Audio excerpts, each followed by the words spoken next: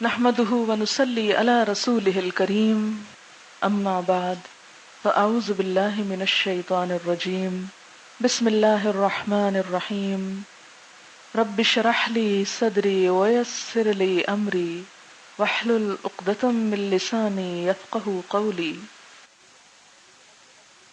یہ اگلی آیات جو اب آپ پڑھنے والے ہیں ان میں واقعہ افک کا ذکر ہے۔ افک جو ہے جھوٹ کو کہتے ہیں، بہتان کو کہتے ہیں، لیکن جھوٹ اور بہتان سے بھی زیادہ بڑا عمل ہے۔ یعنی عام ترجمہ افک کا کیا کیا جاتا ہے؟ جھوٹ، بہتان، لیکن اپنی شدت کے اعتبار سے یہ جھوٹ اور بہتان سے بھی بڑی چیز ہے۔ اس کا لفظی معنی ہوتا ہے بات کو الٹ دینا، حقیقت کے خلاف کچھ سے کچھ بنا دینا۔ الزام تراشی میں بولا جائے تو معنی سراسر بہتان ہے۔ یہ واقعہ کیا ہے؟ دراصل اس واقعے کے بارے میں آپ نے کچھ نہ کچھ کبھی کبھار سنا ہوگا۔ یہ واقعہ حضور اکرم صلی اللہ علیہ وسلم کی زوجہ محترمہ حضرت عائشہ رضی اللہ تعالی عنہا پر ایک بہت بڑے الزام پر مبنی واقعہ ہے۔ اس واقعے کی تفصیلات وہ خود بتاتی ہیں، انہی کی زبان میں سنیں۔ یہ حضرت عائشہ کی روایت ہے۔ رسول اکرم صلی اللہ علیہ وسلم کا قاعدہ تھا کہ جب آپ سفر پر جانے لگتے تو قرہ ڈال کر فیصلہ فرماتے کہ آپ کی بیویوں میں سے کون آپ کے ساتھ جائے۔ غزوہ بنو المستلق کے موقع پر قرہ میرے نام نکلا، یعنی حضرت عائشہ اپنے بارے میں بتاتی ہیں، اور میں آپ کے ساتھ گئی۔ واپسی پر جب ہم مدینہ کے قریب تھے، ایک منزل پر رات کے وقت حضور صلی اللہ علیہ وسلم نے قیام کیا۔ ایک منزل یعنی کچھ فاصلہ، اور ابھی رات کا کچھ حصہ باقی تھا کہ سفر کی تیاریاں شروع ہو گئیں۔ میں اٹھ کر رفع حاجت کے لیے گئی۔ جب پلٹنے لگی تو قیام گاہ کے قریب پہنچ کر مجھے محسوس ہوا کہ میرے گلے کا ہار کہیں ٹوٹ کر گر پڑا ہے۔ میں اسے تلاش کرنے میں لگ گئی اور اتنے میں قافلہ روانہ ہو گیا۔ قاعدہ یہ تھا کہ میں کوچ کے وقت اپنے ہودے میں بیٹھ جاتی۔ ہودہ کیا ہوتا ہے؟ اونٹ کے اوپر جو پالکی رکھی ہوئی ہے، جیسے دلہن کی پالکی دیکھی، ڈولی جس طرح ہوتی، تو وہ ڈولی تو مرد اٹھاتے ہیں نا، جیسے جنازہ اٹھایا جاتا ہے ایسے ہی ڈولی اٹھائی جاتی ہے۔ تو جو ڈولی اونٹ پہ رکھی جاتی ہے اس کو ہودہ کہتے ہیں، عربی میں ہودج کہتے ہیں جیم کے ساتھ۔ تو حضرت عائشہ فرماتی کہ طریقہ یہ تھا کہ میں اس میں بیٹھ جایا کرتی تھی اور پھر 4 آدمی اسے اٹھا کر اونٹ کے اوپر لاد دیتے تھے اور پھر اونٹ چل پڑتا۔ ہم عورتیں اس زمانے میں غذا کی کمی کی وجہ سے بہت ہلکی پلکی تھیں۔ میرا ہودہ اٹھاتے وقت لوگوں کو یہ محسوس ہی نہ ہوا کہ میں اس میں نہیں ہوں۔ وہ بے خبری میں خالی ہودہ اونٹ پر رکھ کر روانہ ہو گئے۔ انہوں نے سمجھا کہ حضرت عائشہ بیچ میں اور وہ اپنی ڈیوٹی دے رہے تھے۔ میں جب ہار لے کر پلٹی تو وہاں کوئی نہ تھا۔ آخر اپنی چادر اوڑھ کر وہیں لیٹ گئی۔ اب ظاہر ہے کیا کرتی، کدھر کو جاتی، اور دل میں سوچ لیا کہ آگے جا کر جب یہ لوگ مجھے نہ پائیں گے تو خود ہی ڈھونڈتے ڈھونڈتے یہیں آ جائیں گے۔ اور کتنی عقل مندی تھی نا یہ۔ اور زندگی میں آپ بھی یہ قاعدہ سیکھیں کہ اگر کہیں آپ گم ہو جائیں کسی سے تو جہاں سے چھوٹے ہیں وہیں کھڑے رہیں۔ بہت سے لوگ کیا کرتے ہیں، ایک دوسرے کو ڈھونڈنے لگتے ہیں، نتیجتاً کوئی کسی کو نہیں ملتا۔ اسی حالت میں مجھ کو نیند آ گئی۔ صبح کے وقت صفوان بن معطل السلمی اس جگہ سے گزرے جہاں میں سو رہی تھی اور مجھے دیکھتے ہی پہچان گئے، کیونکہ پردے کا حکم آنے سے پہلے وہ مجھے بارہا دیکھ چکے تھے۔ یہ صاحب بدری صحابیوں میں سے تھے، ان کو صبح دیر تک سونے کی عادت تھی، اس لیے یہ بھی لشکرگاہ میں کہیں پڑے سوتے رہ گئے اور اب اٹھ کر مدینہ جا رہے تھے۔ مجھے دیکھ کر انہوں نے اونٹ روک لیا اور بے ساختہ ان کی زبان سے نکلا، انا للہ و انا الیہ راجعون۔ رسول اللہ صلی اللہ علیہ وسلم کی بیوی یہیں رہ گئی۔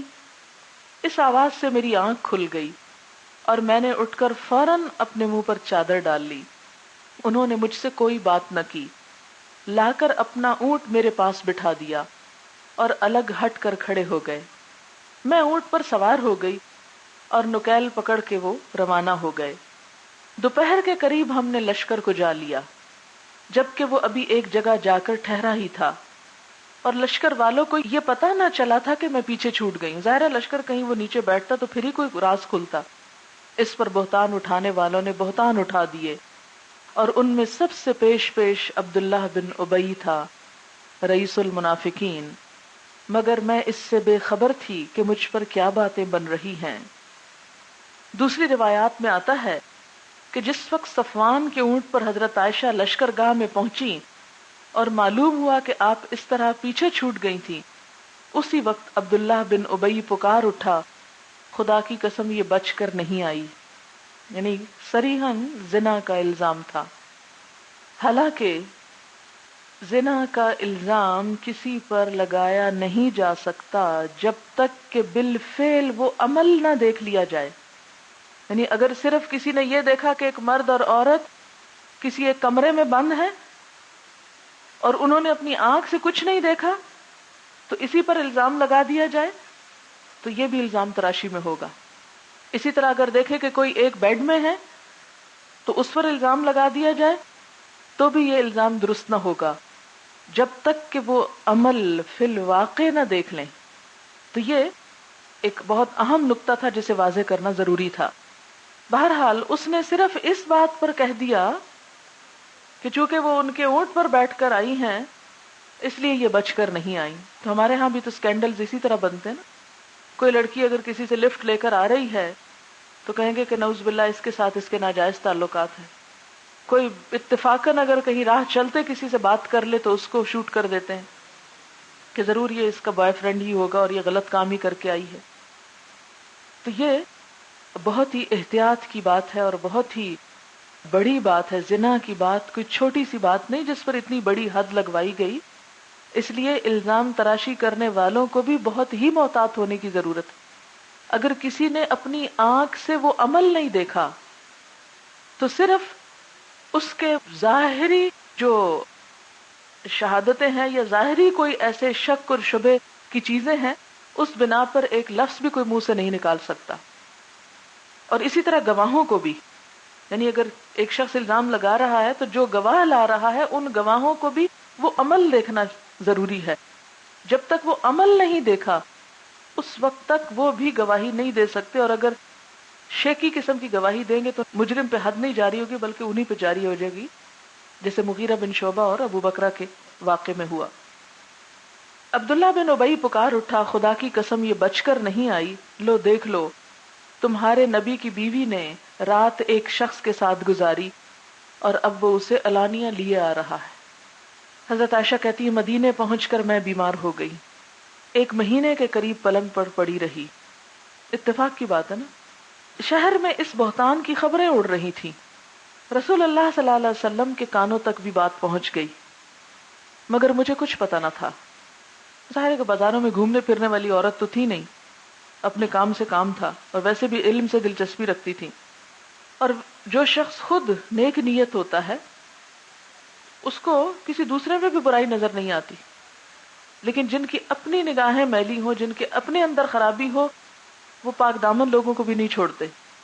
بہرحال کہتی ہیں کہ البتہ جو چیز مجھے کھٹکتی تھی وہ یہ کہ رسول اللہ صلی اللہ علیہ وسلم کی وہ توجہ میری طرف نہ تھی جو بیماری کے زمانے میں ہوا کرتی تھی۔ آپ گھر میں آتے تو بس گھر والوں سے یہ پوچھ کے چلے جاتے کہ یہ کیسی ہیں، خود مجھ سے بات نہ کرتے۔ اس سے مجھے شبہ ہوتا کہ کوئی بات ضرور ہے۔ آخر آپ سے اجازت لے کر میں اپنی ماں کے گھر چلی گئی تاکہ وہ میری اچھی طرح تیمارداری کر سکیں۔ ایک روز رات کے وقت حاجت کے لیے میں مدینے کے باہر گئی، کیونکہ اس زمانے میں ہمارے گھروں میں بیت الخلاء نہ تھے اور ہم لوگ جنگل ہی جایا کرتے تھے۔ میرے ساتھ مستح بن اساسہ کی ماں بھی تھی جو میرے والد کی خالہ زاد بہن تھی۔ دوسری روایات سے معلوم ہوتا ہے کہ اس پورے خاندان کی کفالت حضرت ابو بکر صدیق رضی اللہ تعالیٰ عنہ نے اپنی ذمے لے رکھی تھی، کیونکہ ان کی کزن تھیں اور ان کی خالہ کی بیٹی تھیں اور ان کے بچے اور وہ سب غریب لوگ تھے، تو حضرت ابو بکر ان کو لک آفٹر کرتے تھے، انہیں گزارا الاؤنس دیتے تھے۔ مگر اس احسان کے باوجود مستح بھی ان لوگوں میں شریک ہو گئے تھے جو حضرت عائشہ کے خلاف اس بہتان کو پھیلا رہے تھے۔ راستے میں ان کو ٹھوکر لگی، ماں کو جنگل جاتے ہوئے ٹھوکر لگی تو بے ساختہ ان کی زبان سے نکلا غارت ہو مستا، بیٹے کو گالی دی۔ میں نے کہا اچھی ماں ہو جو بیٹے کو کوس رہی ہو، اور بیٹا بھی وہ جس نے جنگ بدر میں حصہ لیا۔ انہوں نے کہا بٹیا کیا تجھے اس کی باتوں کی کچھ خبر نہیں؟ پھر انہوں نے سارا قصہ سنایا کہ افطرا پرداز لوگ میرے متعلق کیا باتیں اڑا رہے ہیں۔ منافقین کی تو کثرت سی جو یہ سب کام کر رہی تھی، لیکن ان کے علاوہ مسلمانوں میں سے 3 لوگ اس واقعے میں شریک ہوئے۔ پورے مسلمان معاشرے میں سے صرف 3 لوگوں نے یہ حصہ لیا اس میں۔ ایک تو یہی مستح بن اساسہ جو ان کے رشتہ دار بنتے تھے، دوسرے حسان بن ثابت جو مشہور شاعر اسلام تھے، اور تیسرے حمنہ بنت جہش حضرت زینب کی بہن جو آپ کی سوکن تھی۔ حضرت عائشہ کہتی ہیں کہ یہ داستان سن کر میرا خون خشک ہو گیا اور میں وہ حاجت بھول گئی جس کے لیے آئی تھی، سیدھی گھر گئی اور رات بھر رو رو کر کاٹی۔ ظاہر ہے کہ ایک پاک دامن عورت پر ایسی بات کا الزام لگایا جانا ایک بجلی گرنے سے کم نہیں کہ جس شخص نے کبھی سوچا نہ ہو اس کے بارے میں۔ آگے حضرت عائشہ فرماتی ہیں کہ میرے پیچھے رسول اللہ صلی اللہ علیہ وسلم نے حضرت علی اسامہ بن زید کو بلایا اور ان سے مشورہ کیا۔ اسامہ نے میرے حق میں کلمہ خیر کہا اور عرض کیا یا رسول اللہ، بھلائی کے سوا آپ کی بیوی میں کوئی چیز ہم نے نہیں پائی، یہ سب کچھ کذب اور باطل ہے جو اڑایا جا رہا ہے۔ رہے حضرت علی تو انہوں نے کہا یا رسول اللہ، عورتوں کی کمی نہیں، آپ اس کی جگہ دوسری بیوی کر سکتے ہیں، اور تحقیق کرنا چاہیں تو خدمتگار لونڈی کو بلا کر حالات دریافت کر لیں۔ چنانچہ لونڈی کو بلایا گیا، پوچھ گچھ کی گئی۔ لونڈی نے کہا اس خدا کی قسم جس نے آپ کو حق کے ساتھ بھیجا ہے، میں نے ان میں کوئی برائی نہیں دیکھی جس پر حرف رکھا جا سکے، بس اتنا عیب ہے کہ میں آٹا گوندھ کر کسی کام کو جاتی ہوں اور کہہ جاتی ہوں ذرا آٹے کا خیال رکھنا، مگر وہ سو جاتی ہیں اور بکری آ کر آٹا کھا جاتی ہے، یعنی اتنی بھولی بھالی ہیں۔ اسی روز رسول اللہ صلی اللہ علیہ وسلم نے خطبے میں فرمایا مسلمانوں، کون ہے جو اس شخص کے حملوں سے میری عزت بچائے جس نے میرے گھر والوں پر الزام لگا کر مجھے اذیت پہنچائی ہے اور اس کے پہنچانے میں حد کر دی ہے۔ بخدا میں نے نہ تو اپنی بیوی میں کوئی برائی دیکھی ہے اور نہ اس شخص میں کوئی برائی دیکھی ہے جس کے بارے میں یہ تہمت لگائی جا رہی ہے، وہ تو کبھی میری غیر موجودگی میں میرے گھر بھی نہیں آیا۔ یعنی اتنا بڑا کام کرنے سے پہلے آخر کوئی تعلقات ہوں تو ایسی بات ہو سکتی ہے۔ اس پر اسید بن حذیر، بعض روایات میں سعد بن معاذ نے اٹھ کر کہا یا رسول اللہ، اگر وہ ہمارے قبیلے کا آدمی ہے تو ہم اس کی گردن مار دیں، اور اگر ہمارے خزرجی بھائیوں میں سے ہے تو آپ حکم دیں، ہم تعمیل کے لیے حاضر ہیں۔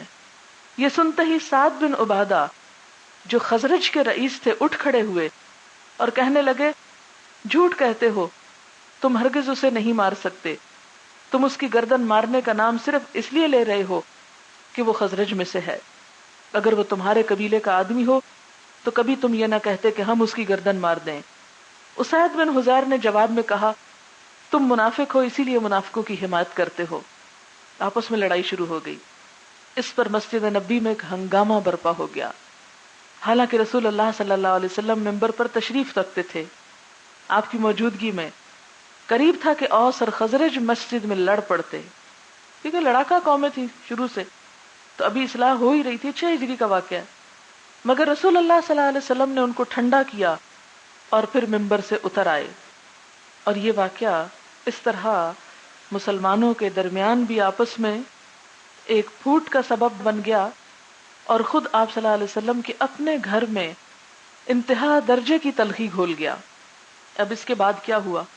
حضرت عائشہ کہتی ہیں کہ اس بہتان کی افواہیں مہینہ بھر شہر میں اڑتی رہیں، نبی صلی اللہ علیہ وسلم سخت اذیت میں مبتلا رہے، میں روتی رہی، میرے والدین انتہائی پریشانی اور رنج و غم میں مبتلا رہے۔ آخر کار ایک روز حضور تشریف لائے اور میرے پاس بیٹھے۔ اس پوری مدت میں آپ میرے پاس کبھی نہ بیٹھے تھے۔ حضرت ابو بکر، ام رومان حضرت عائشہ کی والدہ، انہوں نے محسوس کیا آج کوئی فیصلہ کن بات ہونے والی ہے، اس لیے وہ بھی دونوں پاس آ کر بیٹھ گئے۔ حضور نے فرمایا عائشہ مجھے تمہارے متعلق یہ خبریں پہنچی ہیں، اگر تم بے گناہ ہو تو امید ہے کہ اللہ تمہاری برات ظاہر فرما دے گا، اور اگر واقعی تم کسی گناہ میں مبتلا ہوئی ہو تو اللہ سے توبہ کرو اور معافی مانگو۔ بندہ جب اپنے گناہ کا اعتراف کر کے توبہ کرتا ہے تو اللہ معاف کر دیتا ہے۔ یہ بات سن کر میرے آنسو خشک ہو گئے۔ میں نے اپنے والد سے عرض کیا آپ رسول اللہ صلی اللہ علیہ وسلم کی بات کا جواب دیں۔ انہوں نے فرمایا بیٹی میری سمجھ میں کچھ نہیں آ رہا کہ میں کیا کہوں۔ میں نے اپنی والدہ سے کہا آپ کچھ کہیں۔ انہوں نے بھی یہی کہا۔ میں حیران ہوں کیا کہوں۔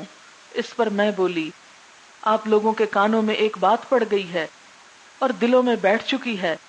اب اگر میں کہوں کہ میں بے گناہ ہوں اور اللہ گواہ ہے کہ میں بے گناہ ہوں تو آپ لوگ نہیں مانیں گے، اور اگر خواہ ایک ایسی بات کا اعتراف کروں جو میں نے نہیں کی اور اللہ جانتا ہے کہ میں نے نہیں کی تو آپ لوگ مان لیں گے۔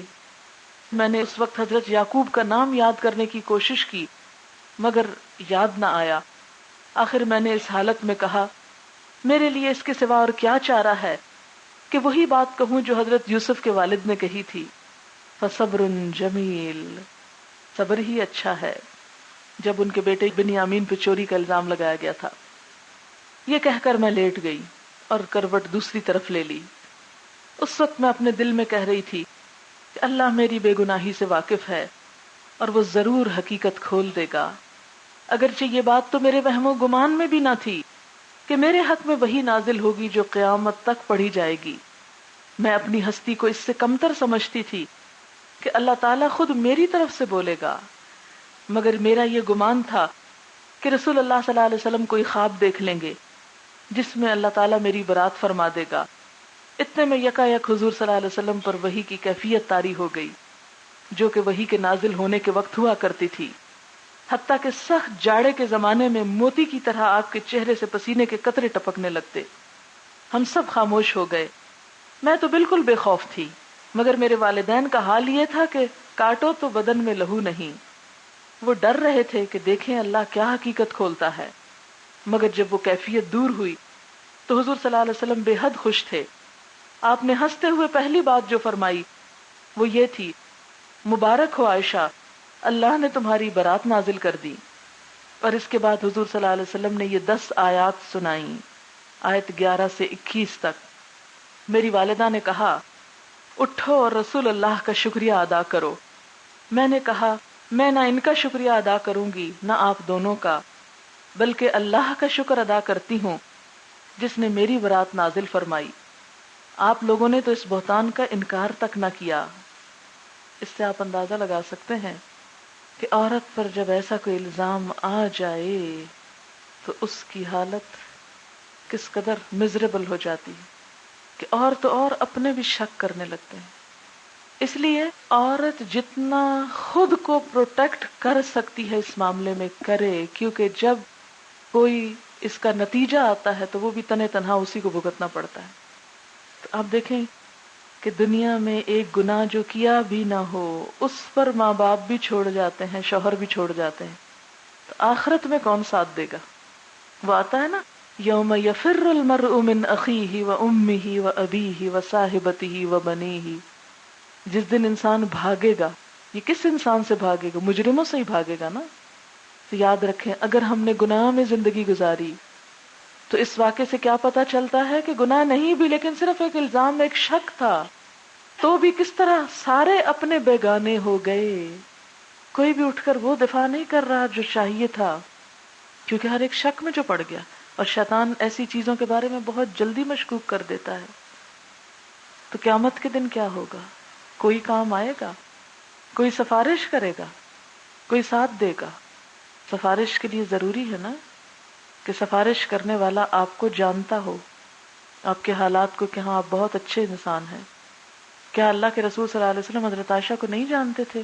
جانتے تھے، سب کچھ تھا، لیکن ایک طرف تو وہ غم، دوسری طرف عزت یوں پامال ہو رہی تھی کہ ہر شخص اٹھ کے ایک بات کر رہا ہے، اور خصوصاً منافقین کا پورا گروہ، ان میں سے تو ایک بھی پیچھے نہیں تھا۔ تو آپ خود سوچے کہ آپ کے لیے بھی بہت تکلیف دہ وقت تھا، اور جب دکھ آتا ہے، تکلیف آتی ہے تو انسان اتنا بعض اوقات نڈھال ہو جاتا ہے کہ پاس والے کی مدد بھی نہیں کر سکتا. تو قیامت کے دن یہی تو اس آیت میں آتا ہے لِكُلِّ امْرِئٍ مِّنْهُمْ يَوْمَئِذٍ شَأْنٌ يُغْنِيهِ، ہر شخص کا ایسا حال ہوگا جو اسے دوسرے سے بے نیاز کر دے گا. اسے اپنی پڑی ہوگی، وہ دوسرے کو کیا پوچھے گا. اسی لیے تو حضور صلی اللہ علیہ وسلم نے فرمایا تھا کہ فاطمہ اے عائشہ اپنے لیے خود کچھ کر لو. حضرت عائشہ ہی سے کہا تھا قیامت کے دن 3 جگہیں ایسی ہوں گی کہ کوئی کسی کو نہیں پوچھے گا، حتیٰ کہ میں بھی تمہیں نہیں پوچھوں گا، یاد ہی نہیں رکھوں گا. اور یہ سچ فرمایا نا. اب یہ دیکھیں، اس واقعے سے دیکھ لیں نا آپ کہ اتنا جب کریٹیکل سچویشن تو آپ کا بھی رویہ اس میں محبت والا نہ رہا. تو اسی واقعے سے آپ اندازہ کر لیں کہ آپ نے دنیا میں ہی خبردار کر دیا کہ قیامت کے دن میں بھی تمہیں نہیں پوچھوں گا، کام نہیں آؤں گا. اور وہ کون سے اوقات ہیں؟ نمبر 1، جب اعمال نامے تقسیم ہو رہے ہوں گے، ہر شخص پہ گھبراہٹ طاری. کیوں گھبراہٹ طاری ہوگی؟ اب دیکھیں کہ اچھے سے اچھا پرچہ بھی آپ کر لیں نا تو آپ کو پریشانی لاحق رہتی کہ پتہ نہیں نمبر کتنے آتے ہیں. اور اب بھی آپ یقین کریں کہ مجھے بھی سب سے زیادہ جس چیز کا خوف لاحق رہتا ہے وہ یہ کہ کام تو کر رہے ہیں ٹوٹے پھوٹے جو کر رہے ہیں، پتہ نہیں ان کاموں کا قیامت کے دن کیا وزن نکلتا ہے، وہاں کتنی قبولیت ہوتی ہے، وہاں کتنا اجر سامنے آتا ہے. کیونکہ ابھی تو اپنی نہ نیتوں کو ہم ہر وقت جج کر سکتے ہیں کہ کس درجے پہ کھڑے ہیں، نہ ہی اپنی غلطیاں ہم پہچان پاتے ہیں. بعض اوقات اپنی طرف سے صحیح کر رہے ہیں اور ہوتا غلط ہے. بعض اوقات بے دھیانی بے احتیاطی میں کوئی ایسی باتیں بول جاتے ہیں جو اچھی بھلی، کہتے ہیں نا ایک لفظ بعض اوقات انسان بولتا ہے، وہ ایک لفظ اسے جہنم کی اتھاہ گہرائیوں میں پہنچانے والا ہوتا ہے. کمزور انسان ہے، معلوم نہیں کیا کیا زبان سے نکل جاتا ہو. تو اس بات سے بہت ڈرنا چاہیے اور ہر ایک کے دل میں یہ ڈر ہونا چاہیے کہ جو آپ صلی اللہ علیہ وسلم نے فرمایا کہ 3 موقعوں پہ کوئی کسی کو نہیں پوچھے گا، اور ایک جب اعمال نامہ مل رہا ہوگا، پتہ نہیں دائیں ہاتھ میں آتا ہے یا بائیں میں آتا ہے. اور یہ وقت لازمی آنا ہے، ہر صورت میں آنا ہے. جب کبھی آپ کو آپ کا پرچہ ریٹرن ہو رہا ہو نا، ہمیشہ اس وقت کو سوچا کریں، ہمیشہ قیامت کے دن کیا ہوگا. کل اس کیفیت کا میں نے تھوڑا سا مشاہدہ کیا، حالانکہ کوئی ایسی بڑی بات نہیں تھی. مجھے ویزا لینا تھا کہیں کے لیے، تو میں اپلائی کرنے کے لیے گئی. تھوڑی دیر مجھے وہاں انتظار کرنا پڑا اور لوگوں کو بھی دیکھ رہی تھی کیا ہو رہا ہے. پھر اس کے بعد یہ ہوتا ہے کہ آپ کا انٹرویو ہوتا ہے چھوٹا سا، آپ کیوں جا رہے ہیں، کیا کرنا ہے، کیسے کرنا ہے. تو اس وقت میں نے دیکھا کہ مجھ پہ تھوڑی سی گھبراہٹ سی آئی، تو میں نے اپنے آپ کو اسی وقت پوچھا یہ گھبراہٹ کیوں ہے؟ اس شخص کا ڈر ہے، ویزا نہ ملنے کا ڈر ہے. میرے پاس تو اتنے کام ہے کہ اگر میں وہاں نہ جا سکوں تو اور بہت جگہ ہیں جہاں جا کر میں بہت کچھ کر سکتی ہوں. مجھے تو کوئی انٹرسٹ نہیں ہے کہ میں وہاں لازم پہنچوں.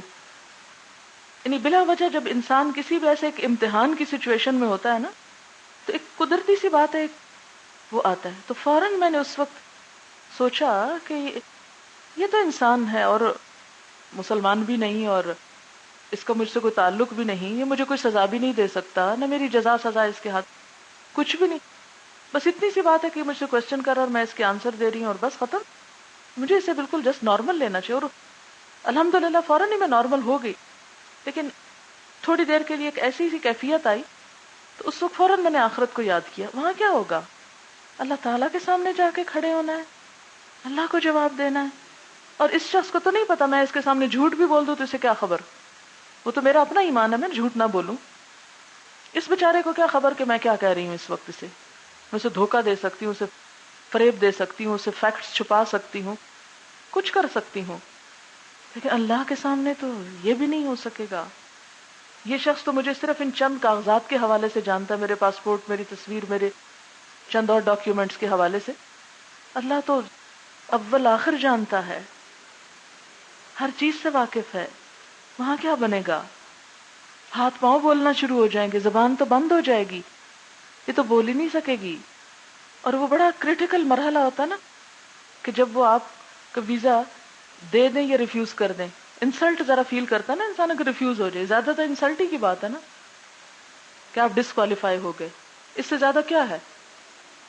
اور اگر ایک کھڑکی پہ ڈسکوالیفائی آپ ہو جاتے ہیں تو نعوذ باللہ آپ کی آخرت کے ساتھ تو اس ڈسکوالیفیکیشن کا کوئی تعلق نہیں. کچھ بھی نہیں بگڑتا، خدا نخواستہ آپ کی جان نہیں جاتی، آپ کا مال نہیں، آپ کو کچھ بھی نہیں جاتا آپ کا۔ اسی طرح دنیا میں کوئی بھی آپ کا جب کبھی زندگی میں انٹرویو ہو تو آپ کے اوپر یہ ہلکی سی کیفیت آئے گی، اس کیفیت کو دنیا کی بجائے آخرت کی طرف موڑ لیں، فوراً موڑیں، اور آپ دیکھیں کہ وہ وقت آپ کے لیے بڑی نصیحت کا ہوگا۔ آپ آخرت کو لٹرلی محسوس کر سکیں گے کہ مجھے اسی طرح درجہ بدرجہ ایک دن جا کے رب العالمین کے سامنے کھڑے ہونا ہے، جس کے سامنے نہ میرا ظاہر چھپا نہ باطن چھپا ہے۔ دائیں ہاتھ میں نیک اعمال ہوں گے، بائیں ہاتھ میں برے اعمال ہوں گے، سامنے جہنم دہک رہی ہوگی۔ اسی لیے آپ صلی اللہ علیہ وسلم نے حاتم طائی کے بیٹے کو کہا تھا کہ اپنے لیے کچھ کر لو، اپنے آپ کو جہنم کی آگ سے بچاؤ، خواہ کھجور کا آدھا ٹکڑا صدقے میں دے کر کیوں نہ بچاؤ۔ عدی بن حاتم سے کہا تھا آپ نے۔ ہم کتنے غافل ہیں اس مرحلے سے، اور کن کاموں میں کھوئے ہوئے ہیں، کوئی تیاری نہیں اس کی، جب اپنے بھی بیگانے ہو جائیں گے۔ میں جب اس واقعے کو پڑھتی ہوں، پتہ نہیں کتنی دفعہ پڑھا ہے، اور ہر دفعہ لٹرلی پڑھتی ہوں، ایک لفظ پڑھتی ہوں، دل نہیں کرتا کہ میں اپنے پاس سے اسے اپنے الفاظ میں سناؤں، ہمیشہ حضرت عائشہ ہی کے الفاظ میں پڑھتی ہوں اور سناتی ہوں۔ تو مجھے سب سے زیادہ وہ الزام تو اپنی جگہ تکلیف دہ چیز ہے، وہ تو جھوٹا تھا، اس پہ تو انسان کا دل مطمئن ہوتا ہے۔